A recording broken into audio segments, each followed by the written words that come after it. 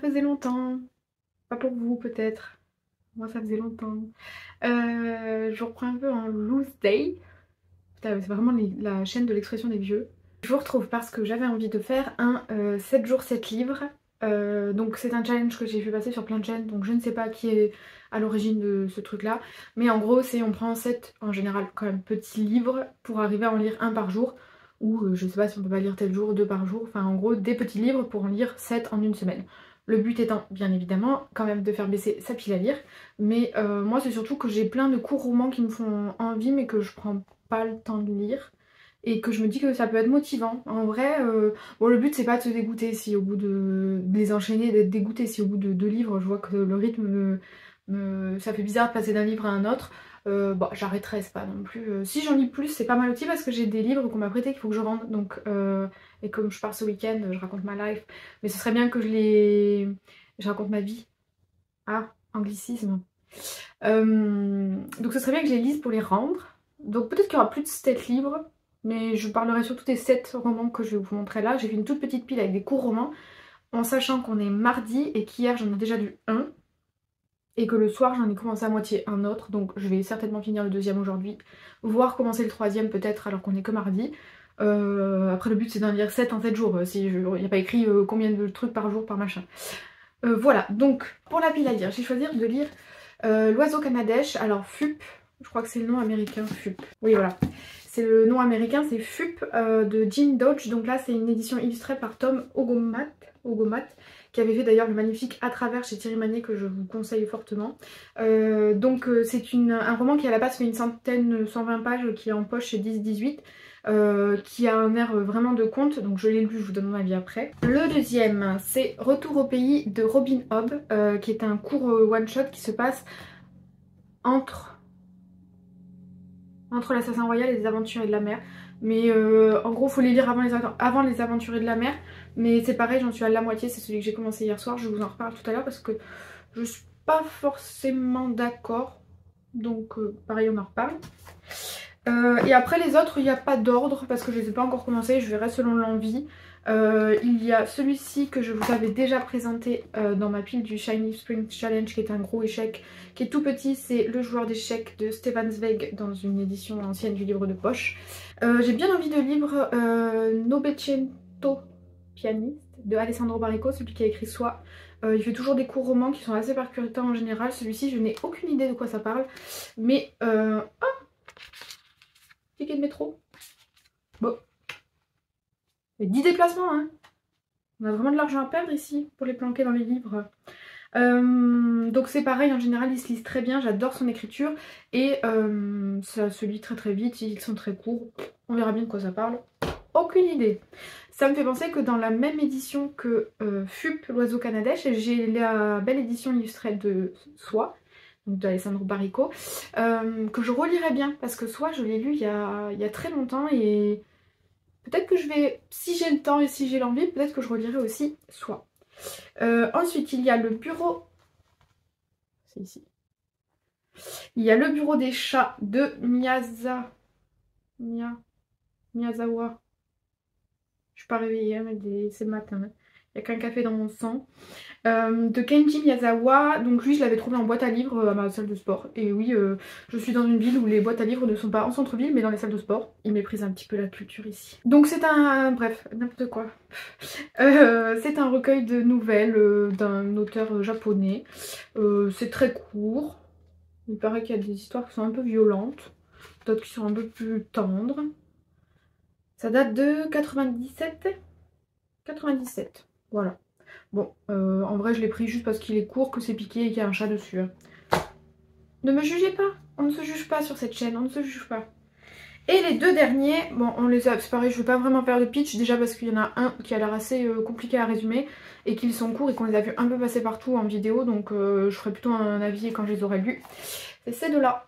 Donc un psaume pour les recyclés sauvages de Becky Chambers, je publié chez La Talente, et l'impératrice du sel et de la fortune de Gnivo. Voilà, donc ça c'est... Alors lui je crois que c'est une duologie, donc si j'aime bien le 1 je lirai le 2 mais il faut que je me fasse un avis. J'avais l'espace d'un an dans ma pile à lire, j'ai commencé, j'ai lu une centaine de pages. Soit c'était pas le bon moment, ce qui arrive très régulièrement quand je lis un livre, parce que c'est quand même de la SF. C'est pas de la hard SF du tout, hein, mais il y a des termes qui moi me perdent très vite parce que je lis plus beaucoup de SF. Donc, mais ça, effectivement, c'était très positif, ça machin. Mais l'espace d'un an, je le reprendrai plus tard. Il est comme ça, là, j'ai pas envie. Donc, je vais d'abord lire lui. Si j'aime bien, je lirai le tome 2, qu'il faudra que j'achète, mais plus tard. Et celui-ci, je crois que c'est une trilogie ou une duologie, je ne sais plus. Bon, c'est de La Songe et la Talente, ils sont très jolis, ils sont très courts. N'importe quoi. Hop. Donc, voilà. J'ai un petit peu peur de lui. Il avait l'air quand même assez... J'avais commencé les premières pages, je comprenais pas grand-chose de ce que je lisais. Et j'aime pas trop quand je comprends pas ce que je lis. Logique.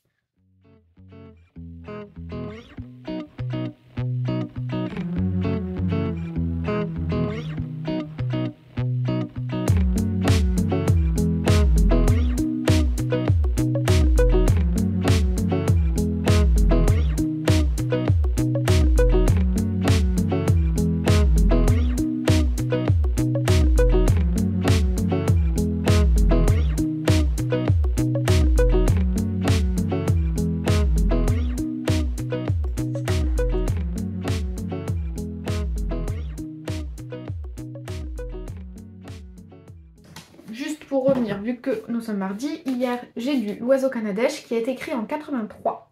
Magnifiquement illustré par Tom Ogomat. Alors, je vous montre quand même la beauté du livre. Je pense qu'il y en a qui l'ont vu passer en librairie, mais en gros, c'est une jaquette qui s'enlève. Donc le bouquin est trop beau. Hardback évidemment. Je ferai des inserts pour les illustrations, mais c'est... Voilà, c'est Tom Ogomat, moi j'adore. Et celui-ci, ça se déplie, la jaquette en fait se déplie pour faire une grande affiche.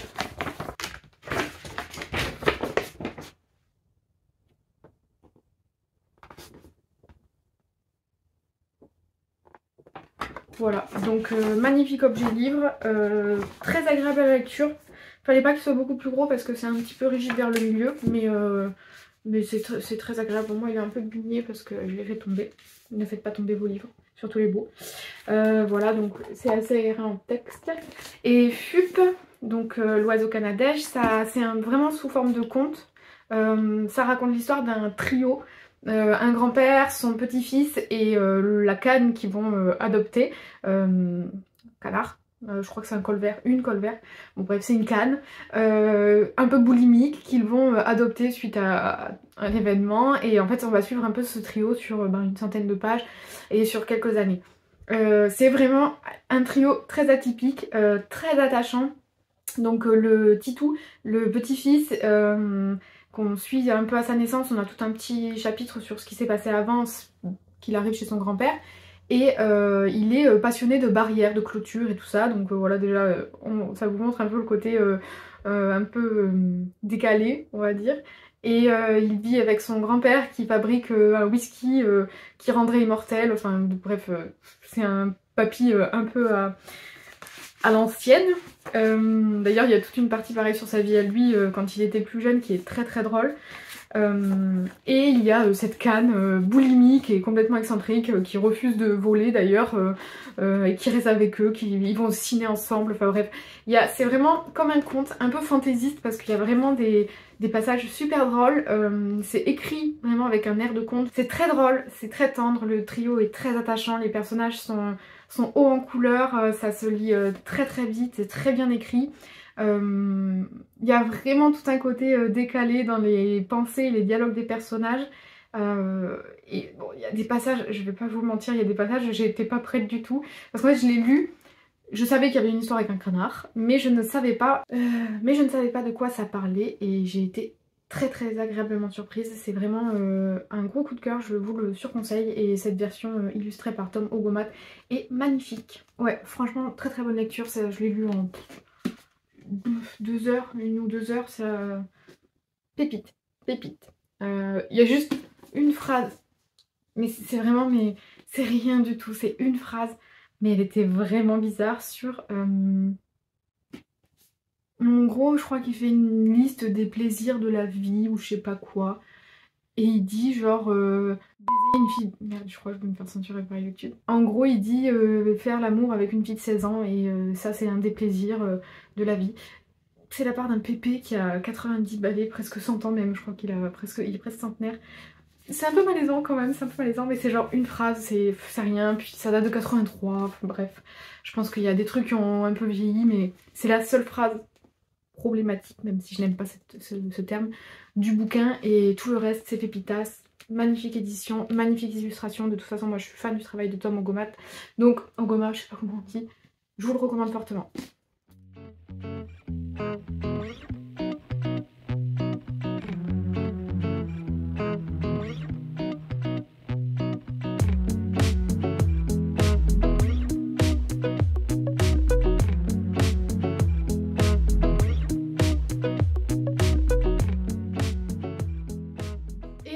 Donc la lecture en cours c'est Retour au pays de Robin Hobb, donc qui est normalement un prélude aux aventuriers de la mer, donc qui se lit avant de débuter le cycle.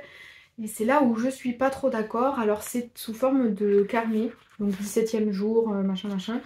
On suit en fait, pour celles et ceux qui connaîtraient un peu les aventuriers de la mer, peut-être même dans l'Assassin Royal on en parle mais je suis pas sûre, ça va se concentrer sur le peuple du désert des pluies qui est une partie de la carte de toute cette saga de fantasy. Donc il peut se lire indépendamment et effectivement je trouve ça pour l'instant très plaisant et totalement... on peut le lire effectivement sans avoir rien lu de Robin Hobb. C'est très très bien écrit, c'est son écriture. C'est très addictif parce que du coup en fait ils vont débarquer, on va suivre une dame une bourgeoise en gros qui va être déchue avec sa famille et ils vont se retrouver sur un bateau à devoir aller s'installer sur une partie du désert des pluies qui est très inhospitalière et totalement inhabitée.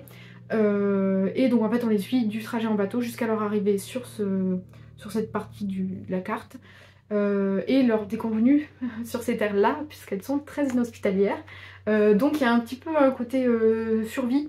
Ils vont devoir trouver des moyens de vivre dans ces terres hostiles. Et c'est très bien écrit. En plus, on a quand même une évolution parce que la narratrice, du coup, c'est Dame Carillon. On a vraiment son évolution, c'est-à-dire qu'on part d'une bourgeoise qui a été chouchoutée toute sa vie, qui va se retrouver à devoir survivre en milieu hostile.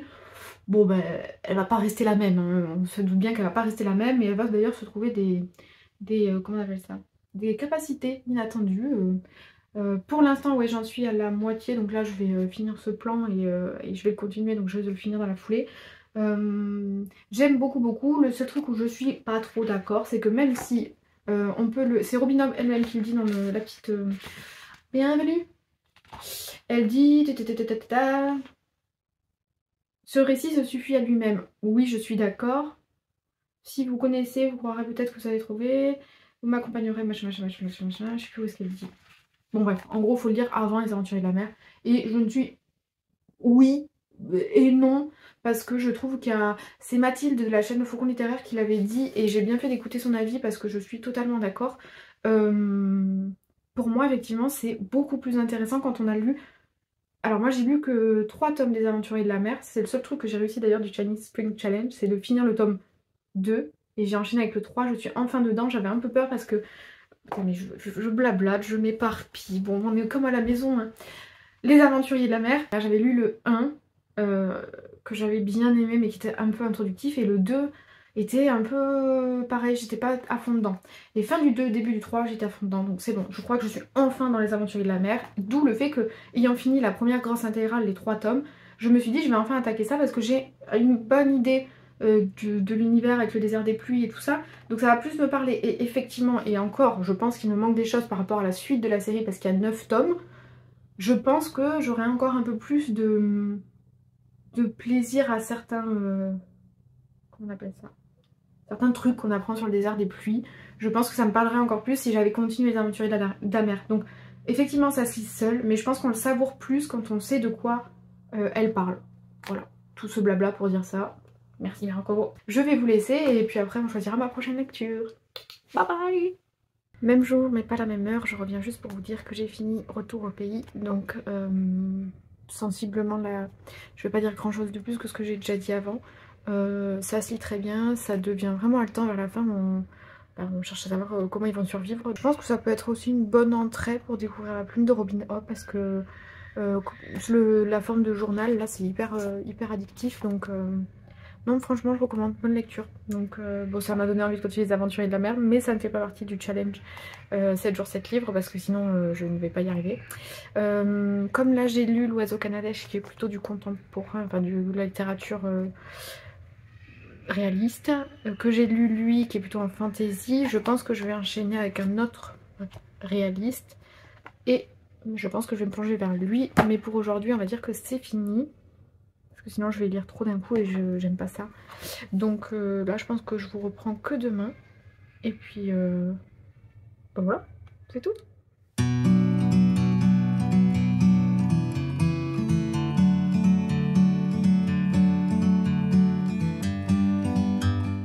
Est-ce que j'ai oublié de vous reprendre hier? En fait, j'ai pas oublié, j'ai été très occupée. Hier soir, en fait, voilà, j'ai été occupée toute la journée. Donc du coup, je n'ai lu mon livre du mercredi que hier soir. Et comme j'avais la flemme et que j'avais une sale tête, je veux dire pire que celle-là, je ne vous ai pas repris. Donc j'ai fini Le joueur d'échecs de Stefan Zweig hier soir. Je l'ai lu vraiment, enfin je crois que c'est même pas 100 pages. Ouais, 95 pages. Hein. Donc je l'ai lu en 1 heure à peu près, un truc comme ça. J'ai beaucoup aimé, j'adore la plume de Stefan Zweig. Celui-ci c'est un de ses derniers textes et moi pour l'instant je n'ai lu que 24 heures de la vie d'une femme et... comment il s'appelle? Alors c'est rigolo parce que comme dans 24 heures de la vie d'une femme, en fait on a un protagoniste principal, mais c'est pas son histoire qu'on nous raconte, c'est celle de... Donc là en fait on est sur un bateau et un homme est intrigué parce qu'un grand et célèbre joueur d'échecs se trouve sur le bateau et il aimerait bien...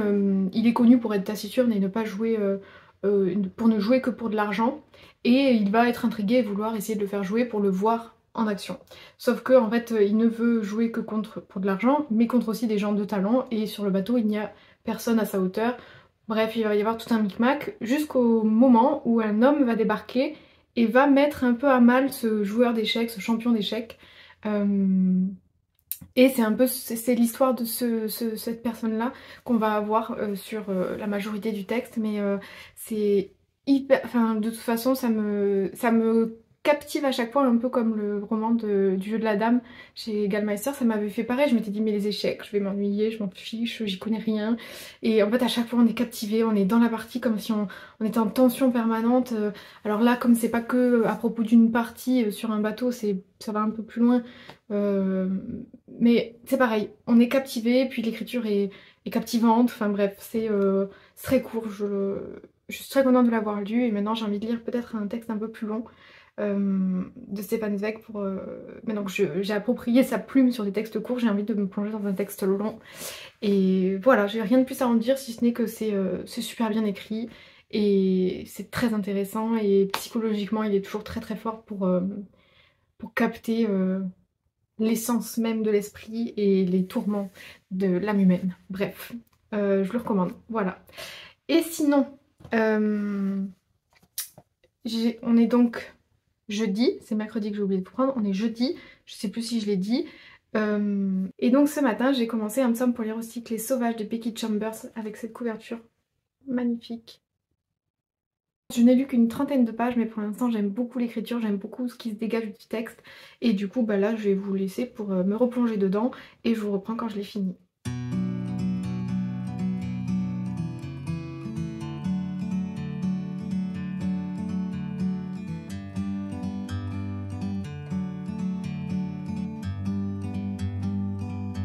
Like a bird on a tree. Je reviens vers vous parce que je viens de finir un psaume pour les recycler sauvages de Becky Chambers. J'ai beaucoup aimé, c'est très doux, très poétique, il y a des moments assez rigolos aussi. On va suivre un moine, en gros c'est un monde, bon c'est de la SF donc c'est dans un monde un petit peu futuriste utopique. On va suivre un jeune moine qui s'appelle Dex, qui est en plein questionnement de sa vie. Il va remettre en question ce qu'il fait et il va devenir moine du thé, c'est-à-dire qu'il fait une cérémonie du thé, il écoute les gens, il prend le temps, etc. Mais même ça va un peu le lasser et il décide de partir sur les routes pour essayer d'entendre le chant des grillons ou quelque chose. Enfin, en gros il remet tout en question. Sur son chemin il va croiser un robot et va s'en suivre un dialogue entre les deux. Dialogue qui est parsemé sur leur chemin parce qu'ils bougent en fait, ils sont dans une sorte de chariot vélo un peu étrange. D'ailleurs qu'on voit ici. Et c'est très beau, c'est très philosophique aussi, mais jamais incompréhensible. C'est ça que j'ai bien aimé, c'est que les questionnements sont à échelle humaine et qu'il ne faut pas avoir lu tout Kant et tout euh, Bergson, c'est ça qui s'appelait, mes cours de philo remontent, pour comprendre ce que l'autrice cherche à nous dire. Euh, voilà, donc vraiment une petite lecture toute douce, toute positive. Si c'est fini en deux, c'est fini en deux, donc je lirai la suite avec plaisir. Il y a peut-être juste... j'ai eu du mal à certains moments à m'imprégner des images mentales qu'elle essaie de me donner pour l'univers. Typiquement, à un moment, ils sont dans une forêt ou dans un temple, ou je sais pas trop bien. J'arrivais pas à me visualiser. Alors peut-être que j'étais pas totalement dedans, mais j'avais du mal à visualiser ce qu'elle essayait de me montrer. Et ça m'a un tout petit peu sorti de la lecture, mais par rapport au reste, c'est minime. Voilà, donc bonne lecture, une bonne pioche. Je suis contente de l'avoir sorti celui-ci. Pareil, bon ben, j'ai choisi que des formats très courts, donc il se lit vite, mais bien. Voilà, il reste en tête et il y a des passages que j'ai déjà envie de relire alors que je viens de le finir. Donc maintenant pour la prochaine lecture, je vais pas lire lui vu qu'on a dit SFFF, un machin. Je vais sûrement me diriger vers, j'allais dire soit, oh le lapsus, vers Novecento pianiste de Alessandro Barrico. Moins de 100 pages. Ouais, moins de 100 pages, hein, 90 pages. Parce que celui-ci, j'arrête pas de le feuilleter, il me tente de moins en moins honnêtement, je l'ai trouvé en boîte à livres, je pense qu'il va y retourner et je vais prendre un autre petit livre. Parce que... Mais je sais pas, ça me tente pas. Si quelqu'un l'a lu et veut me donner son avis et me dire si lis-le, je le garderai, sinon je pense qu'il va retourner en boîte à livres.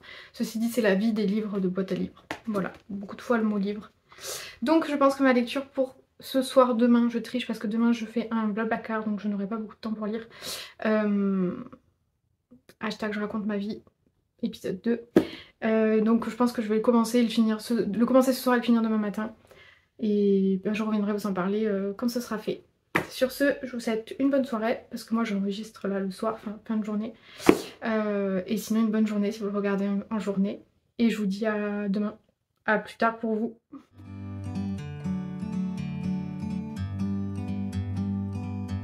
Like a bird on a tree. I'm just sitting.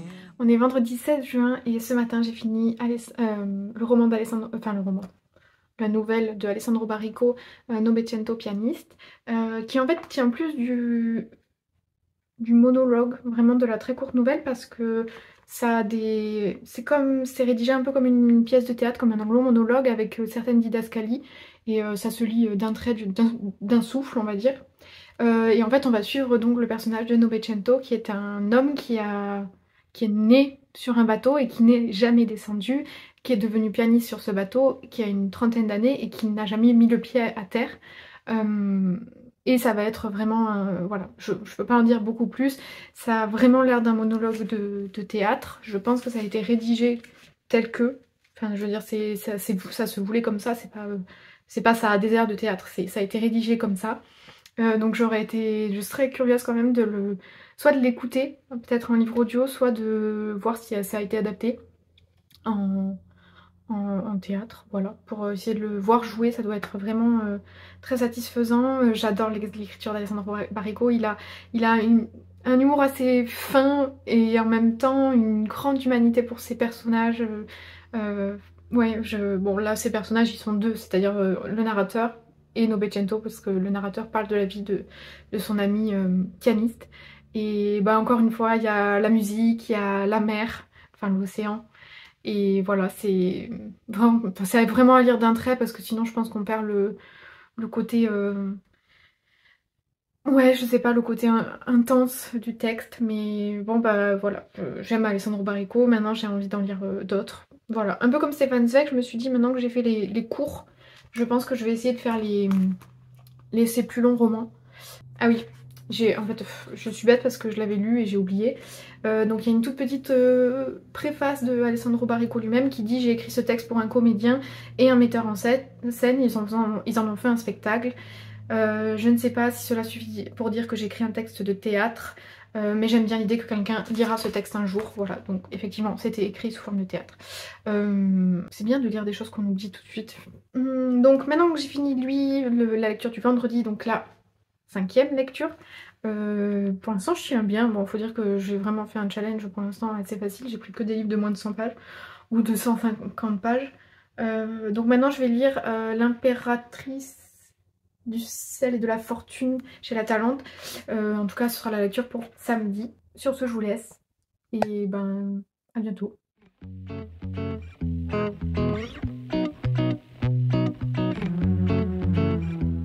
Bon, alors pour la lecture du samedi 17 juin, je me retrouve dans un contexte qui n'est pas du tout livresque, c'est-à-dire qu'en fait je suis chez mes parents dans le Lot, donc du coup ben vous avez la verdure, le bruit des oiseaux et peut-être le bruit du moteur de la piscine.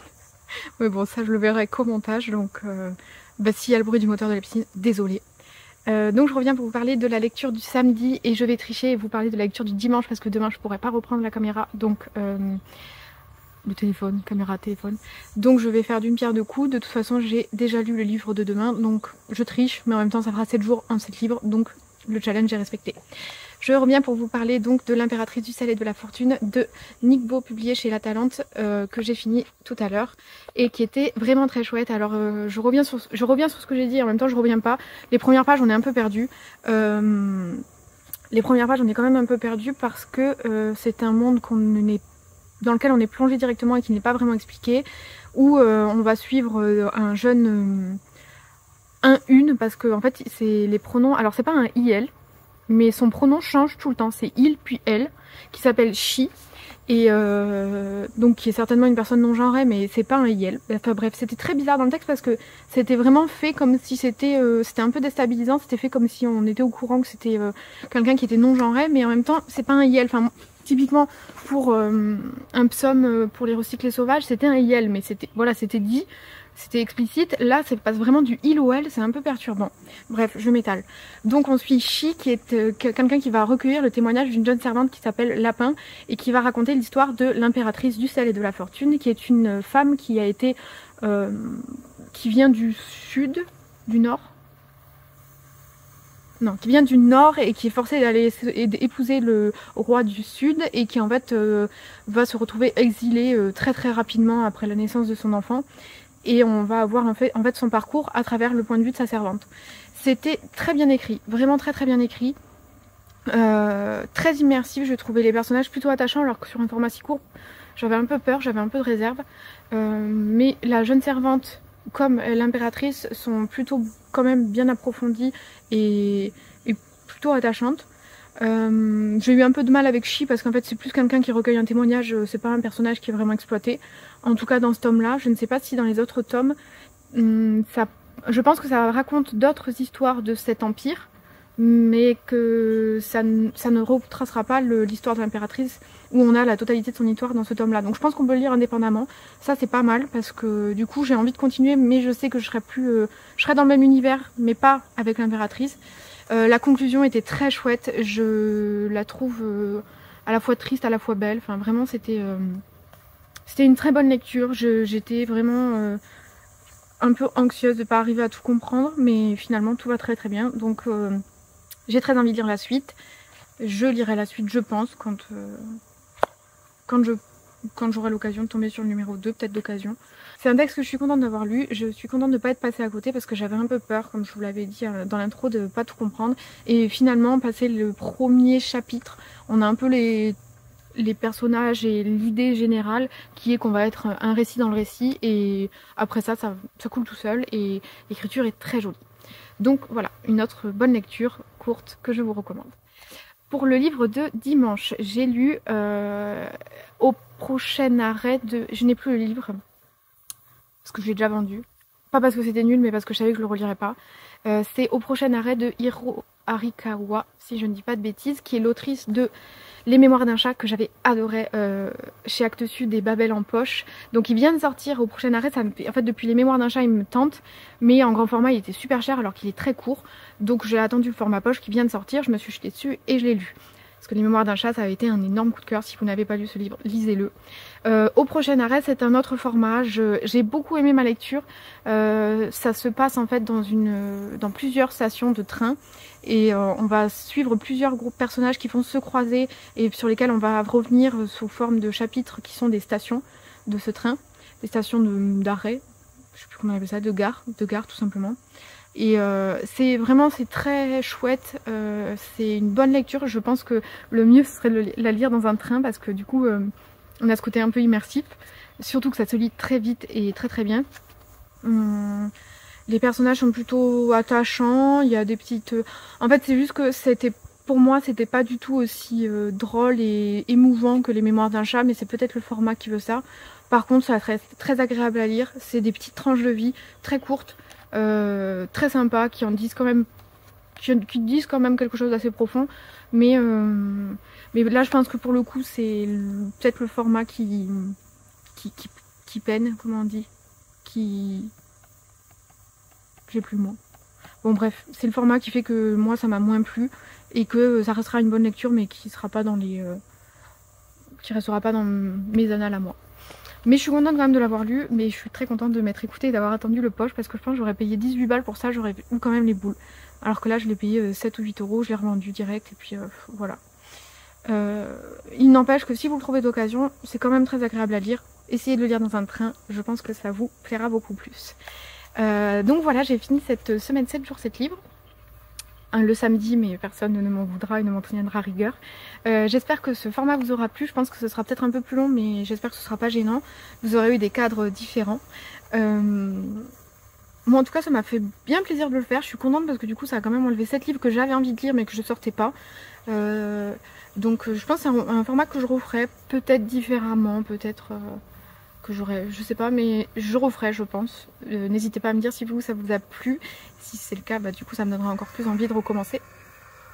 Oh putain, le coq qui n'a plus de voix, c'est vraiment une honte. C'est horrible, vraiment ça me fait de la peine. Il essaie de hurler mais il n'y arrive pas. Voilà, et puis n'hésitez pas aussi à me dire vos lectures en cours ou vos derniers coups de cœur. Ça me boostera peut-être à en sortir certains qui sont peut-être sûrement dans ma palle parce que vu la... Je sais pas si vous l'entendez, c'est vraiment horrible.